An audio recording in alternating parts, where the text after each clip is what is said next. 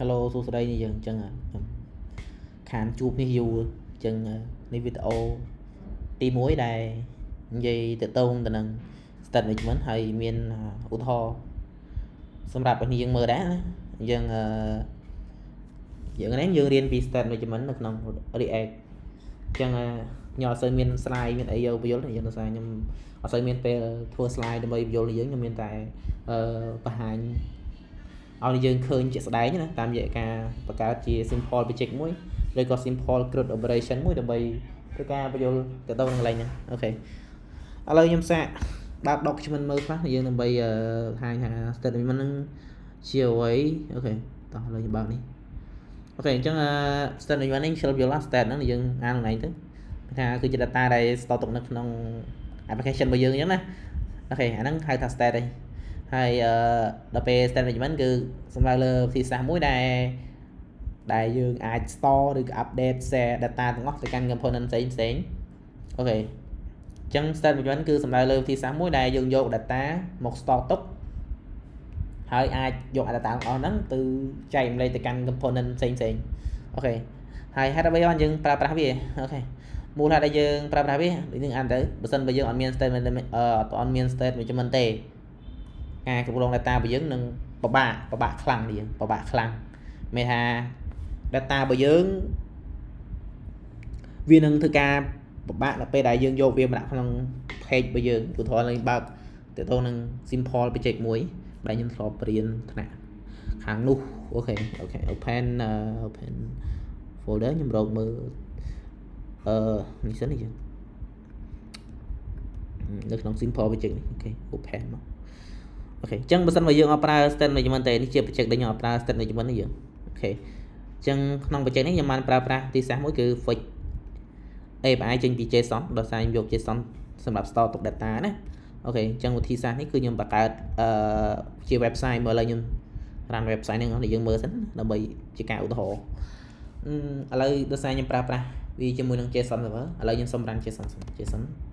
server អូខេ watch tch data file របស់យើងគឺឈ្មោះ JSON data.json file data JSON ហ្នឹងអូខេ run មកវានឹងបោះនៅ endpoint ចំនួនប៉ុណ្នេះបន្ទាប់មកខ្ញុំធ្វើការ run នៅ React npm run div អូខេខ្ញុំបើកបងអូខេនេះជា simple project ខ្ញុំបានបង្កើតអូខេអញ្ចឹង simple project បើយើងមើលទៅវាមាន home page នេះជា home page នេះ all product page ដែលយើងសម្រាប់ទាញយក product តាមរយៈ category តាមរយៈ brand ផ្សេងៗនេះណាអានឹងជា simple project ដែលខ្ញុំរៀនថ្នាក់console របស់ខ្ញុំអូខេហើយយើងមាន page មួយទៀតគឺ view page នេះ view page ចឹងទៅចុះអានេះជាការឧទាហរណ៍បើសិនអានេះproject មួយនេះខ្ញុំបានប្រើប្រាស់មួយ state ទេតើនេះអត់បានប្រើប្រាស់មួយ state management ទេអញ្ចឹងអ្វីឥឡូវខ្ញុំនិយាយពីគុណវិបត្តិសិនដែលយើងប្រើមួយ state management មានគុណវិបត្តិអីខ្លះឥឡូវខ្ញុំនិយាយពីគុណវិបត្តិណាបើយើងអត់មាន state management អូខេបើសិនយើងអត់មាន state management មានអីកើតឡើងឥឡូវយើងទៅមើលណា document យើងមិនហ្នឹងណាចុះណា document មិនត្រឡប់ណាបាត់ហើយអូខេនេះអូខេអញ្ចឹងបើយើងអត់ប្រើមានថាបើសិនគ្មាន state management ទេ data របស់យើងនឹងការ handle នៅពេលដែលយើងទាញ data មកវាមានពិបាកខ្លាំងដោយសារអា data ដែលយើងទាញមកវាដាក់នៅក្នុង page ផ្សេងនេះមានថាអត់មានកន្លែងណាគ្រប់គ្រង data នេះយើងឥឡូវខ្ញុំបើកមើលកូដហ្នឹងយើងឧទាហរណ៍នេះយើងមើល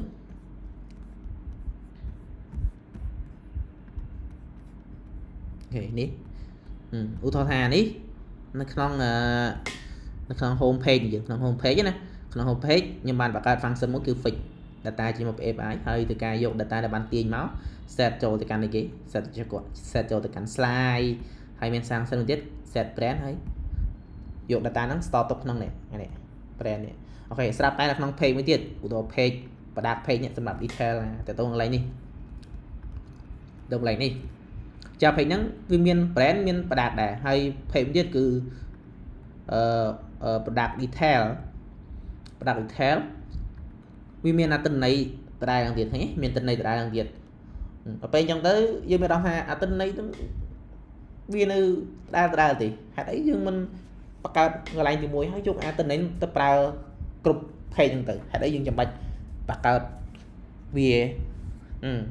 នៅ page នេះមួយនៅ page នេះមួយតែធ្វើឲ្យវាមានការបាក់ខ្លាំងអត់សំណាងយើងហើយយើងមានតែ3 page បើក្នុងករណីយើងមានរាប់រយ page អូខេយើងមិនអង្គុយសេនឹង line នឹងដដែលអញ្ចឹងនៅពេលដែលយើងអង្គុយសេកូដបែបហ្នឹងដដែលមានថាអា function fix ដដែល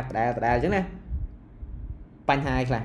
នៅពេលដែលយើងចង់កែ data ឧទាហរណ៍យើងចង់កែកូដ logic ខ្លះអញ្ចឹងតើយើងចូលកែ logic មួយតាម page ទាំងដែរយើងចង់បានទិន្នន័យទៅកែម្ដងហើយកែគ្រប់ page ហ្មង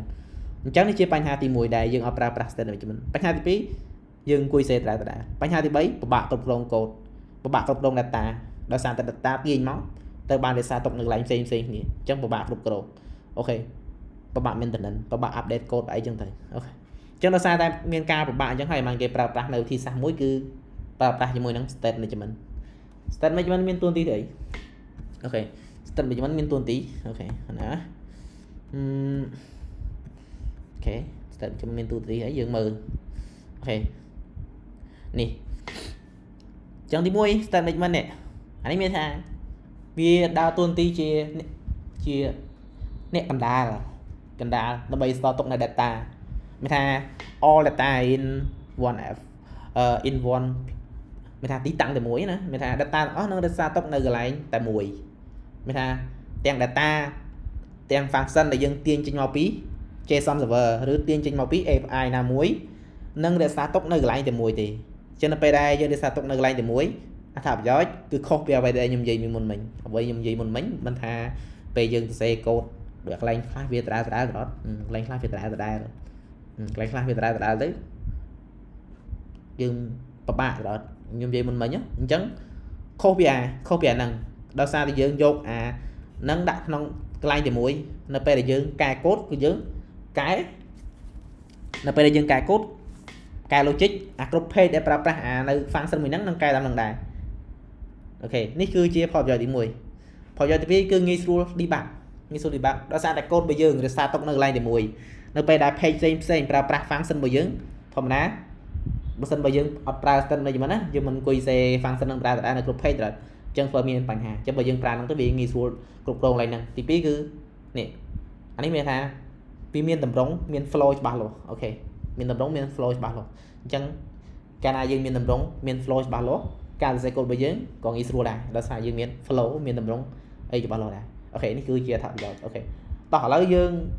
ចាប់ដើម create project មួយដើម្បីនិយាយពី example ទៅនឹងកន្លែងនេះអូខេតោះឥឡូវយើងបង្កើត project react មួយមកខ្ញុំនេះយើងបើក folder មួយណាធម្មតាយើងមើលវីដេអូនេះប្រហែលយើងនឹងចេះ react ហើយអូខេយើងធ្លាប់បង្កើត react ណាយើងបង្កើត folder កន្លែងណាមួយក៏បានដែរតែខ្ញុំប្រើ command ខ្ញុំបង្កើត project react មួយខ្ញុំសេខ្ញុំប្រើ npm ណា npm create អូខេ create with version យ៉ាងក្រោយយក version យ៉ាងក្រោយណាអូខេបន្តមកយើងដាក់ឈ្មោះ project ខ្ញុំដាក់ថា state management YouTube ខ្ញុំទៅ YouTube អូខេដោយសារខ្ញុំរៀននៅលើ YouTube អានេះ enter ពងមកយើងជ្រើសយកភាសាយើងយក React អូខេហើយយើងប្រើប្រាស់ភាសា JavaScript សម្រាប់សរសេរក្នុង React តមកយើងចុច node ទៅណាហើយយើងចុច install នៅ state management install and start យើង install state management ហើយ start code យកមក enter ពងឥឡូវវាកំពុងតែ install នៅ dependency ដែលប្រើសម្រាប់ដំណើរការទាំងមូលរបស់ React ណាអញ្ចឹងយើងរងចាំតិចទៅអូខេអញ្ចឹងវាអត់យូរទេខ្ញុំអាចបិទឬក៏ push ទុកសិនអូខេឥឡូវយើងមកណាឥឡូវយើងមកហើយនេះឥឡូវយើងមកអូខេយើងមកយើងអាចឥឡូវវាបានហើយឥឡូវយើង install បានណាឥឡូវខ្ញុំសុំ stop សិនអត់ទាន់ចង់ដំណើរការទេឥឡូវ check មើលតើក្នុងនោះមានខ្លះ ls ដោយសារខ្ញុំប្រើ make អញ្ចឹងគាត់តែប្រើ ls វា check លើ check ឃើញ directory អញ្ចឹងខ្ញុំធ្វើការចូលទៅកាន់ project ដែលយើងបានបង្កើតមិញអញ្ចឹង project យើងបង្កើតមិញឈ្មោះថា state អ្នក project name យើងឈ្មោះថា state management YouTube អញ្ចឹងយើង cd ចូលទៅកាន់ project យើងមកអូខេឬក៏ខ្ញុំចូលទៅកាន់ VS Code ខ្ញុំធ្វើការបើកនៅ project នឹងយកមកអូខេខ្ញុំចូលទៅកាន់ VS Code ហើយខ្ញុំបើក project នឹងខ្ញុំ open folder មកយើងរកមក folder យើងបានបង្កើតមិញអូខេ state management យកនៅ YouTube នេះខ្ញុំ open ពងអូខេអញ្ចឹងចូលកន្លែងនេះអញ្ចឹងយើងបានណាអូខេអញ្ចឹងរឿងដែលយើងត្រូវធ្វើ រឿងដែលយើងត្រូវធ្វើបន្ទាប់គឺដោយសារតែត្រង់នេះខ្ញុំនឹងបង្ហាញ example ទៅនឹង state management នៅជាមួយនឹង JSON server អញ្ចឹងយើងយក JSON server ជាកន្លែងចាត់ទុកវាជា API អញ្ចឹងយើងទៅការ install JSON server ណាអញ្ចឹងយើង install JSON server ជា global មកបើគ្នាយើងអត់មាន JSON install JSON ដាក់ក្នុង computer យើងសិនណាអូខេបើយើងអត់មាន JSON server អញ្ចឹងយើងចូលទៅ ChatGPT ក្នុងករណីយើងផ្លេចអា command អីចឹងណាអូខេខ្ញុំចេញមក say how to install JSON okay JSON server global JSON server យើងប្រើជា global ណាពេលយើង install ម្ដងវានឹងចូល computer យើងមក global JSON server អូខេនេះយើងគាត់ថា say អានេះដោយសារខ្ញុំប្រើតែតោងនឹង Mac នេះយើងអញ្ចឹងយើង say sudo ជាអីហ្នឹងតែមែនតើយើង say តែប៉ុណ្ណេះមានសារតែខ្ញុំប្រើ Mac ឬក៏នេះខ្ញុំប្រើ Mac ខ្ញុំប្រើ command នេះដើម្បី check install node module សិនក្នុងករណីយើងអត់មាន node ឬអត់មាន npm អញ្ចឹងដំបូងយើងត្រូវការមានnode នឹង npm ទៅណាដើម្បី install នៅ JSON server បានតមកនឹងយើងគាត់តែប្រើ command នេះមក install global JSON server មកហើយអូខេនេះ command មួយនេះ command មួយនេះអូខេ command ហ្នឹងយើង install នៅបានណាឥឡូវខ្ញុំទៅបើកទាក់ទង project យើងវិញខ្ញុំបើក terminal មកអូខេខ្ញុំធ្វើការ check មើល command សិនតើវាមានអត់អូខេតើវាមានអាហ្នឹងអត់ខ្ញុំសារទៅបើកមើលអូខេ enter ពងអូខេអញ្ចឹងនេះយើងមាន version 1.0 ហើយ beta.3 អូខេនេះជា version របស់ JSON server អូខេអញ្ចឹងយើងប្រើ JSON server ដើម្បីបង្កើតជា data ដើម្បីជាកន្លែងសាទុកនៅ data ហើយបន្តមកទៀតដោយសារតែយើងប្រើប្រាស់នៅ React Router ដើម្បី manage នៅលើpath នីមួយៗសម្រាប់បង្កើតជា multiple page ណាអូខេអញ្ចឹងយើង install នៅ React Router អញ្ចឹងខ្ញុំ install នៅ React Router យើងបើក ChatGPT ទៀតមកបើក្នុងករណីយើងភ្លេចអញ្ចឹងខ្ញុំrecommend ឲ្យយើងប្រើ AI ច្រើនប៉ុន្តែមុនយើងប្រើ AI យើងគួរចេះខ្លួនឯងដែរ